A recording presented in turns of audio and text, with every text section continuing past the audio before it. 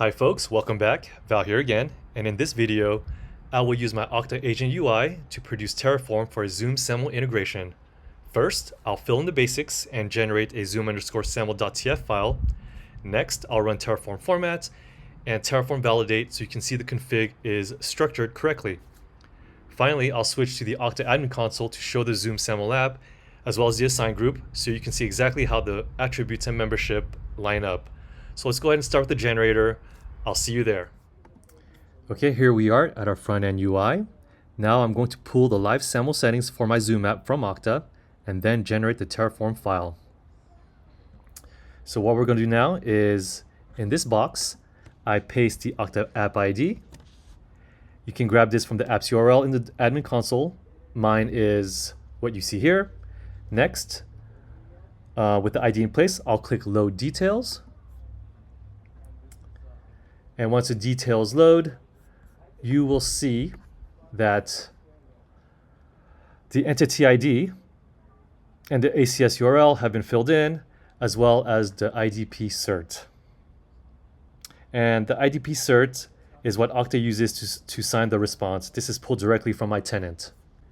And in case you're wondering, I'm not creating a PEM file here. This is the existing IDP cert Okta already manages. And next, I'll go ahead and generate the Terraform from these details. What we're going to do now is click on Generate Terraform, as you see here. And once that's clicked, the generator composes a Terraform file that mirrors these values.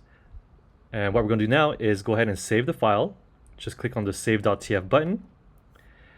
And as you can see here, it's being saved to the following directory. And just to clarify, this is just writing a .tf file locally. No changes are pushed to Okta during this step.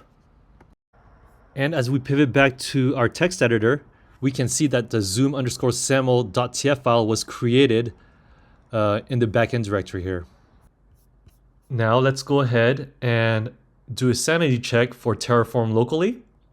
What we're going to do now is navigate to the proper directory. So we'll go there now, cd backend /Terraform/generated, click hit return. Once we're in the directory, we're now going to run Terraform FMT and Terraform validate. So let's go ahead and run Terraform FMT now. And essentially what Terraform FMT does is keeps the file tidy. And now we'll run Terraform validate.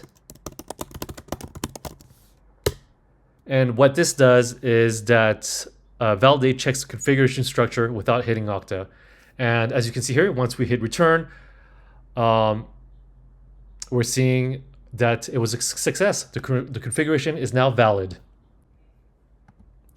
Back at our Okta Admin console, what we're going to do now is navigate to the app. So let's go ahead and do that now.